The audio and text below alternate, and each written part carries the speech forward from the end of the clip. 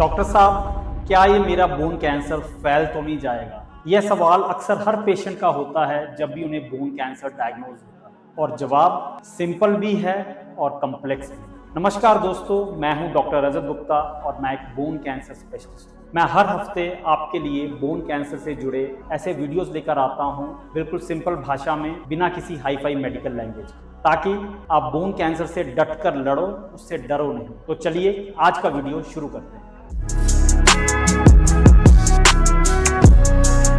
तो क्या आप भी ऐसा सोच रहे हैं, क्या मेरा बोन कैंसर आलसी निकलेगा या फिर 5G की स्पीड से फैल जाएगा? तो इसका जवाब है कि बोन कैंसर फैलेगा या नहीं, ये काफ़ी फैक्टर्स पर डिपेंड करता है। उसका मोस्ट कॉमन फैक्टर होता है कि आखिर उस बोन कैंसर का ग्रेड क्या है। मतलब कि जो जितना हाई ग्रेड का कैंसर होगा उतना ही उसके फैलने की टेंडेंसी ज़्यादा होगी। जैसे कि ईविंग सार्कोमा नाम का बोन कैंसर हमेशा हाई ग्रेड का होता है, उसकी फैलने की टेंडेंसी ज़्यादा होती है as compare to another bone cancer जिसे हम कॉन्ड्रोसार्कोमा कहते हैं, जो कि एक लेट लतीफ सा कैंसर होता है, वो धीरे धीरे बढ़ता है। इसके अलावा जो दूसरा फैक्टर जिस पर डिपेंड करता है कि बोन कैंसर फैलेगा या नहीं, वो है कि जब पेशेंट का डायग्नोसिस हुआ उस टाइम पे ट्यूमर का साइज कितना है। जाहिर सी बात है, जितना साइज बड़ा होगा उतना ही ट्यूमर के फैलने का रिस्क ज़्यादा होगा।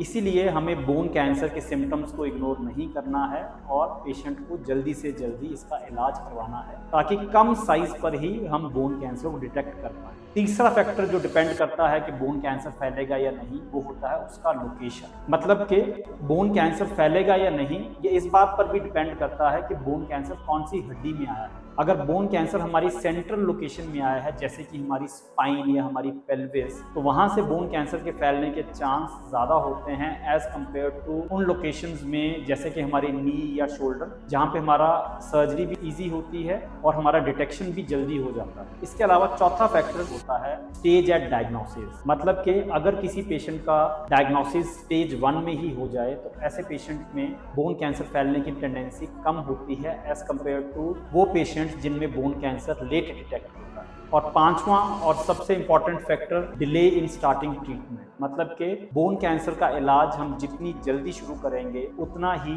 उस पेशेंट का कैंसर फैलने का रिस्क कम होगा, और बोन कैंसर का इलाज हम जितना लेट शुरू करेंगे उतना ही उसके फैलने का रिस्क बढ़ जाएगा। इसके अलावा छठा कॉज जो होता है जिस पर डिपेंड करता है कि बोन कैंसर फैलेगा या नहीं, वो होता है कि कहीं पेशेंट का पहले गलत तरीके से बायोप्सी या इलाज तो नहीं हुआ है। ऐसे पेशेंट्स जो हमारे पास लेट आते हैं, जिनका पहले गलत बायोप्सी या फिर गलत इलाज हो चुका होता है, उन पेशेंट्स में बोन कैंसर के फैलने का रिस्क ज़्यादा होता है उन पेशेंट्स के मुकाबले जो कि हमारे पास बिना किसी गलत इलाज के आते हैं। तो उम्मीद करता हूं आज का वीडियो आपको अच्छा लगा होगा। आज का वीडियो से आपको नई इन्फॉर्मेशन मिली होगी, तो आप इस वीडियो को लाइक जरूर कीजिए।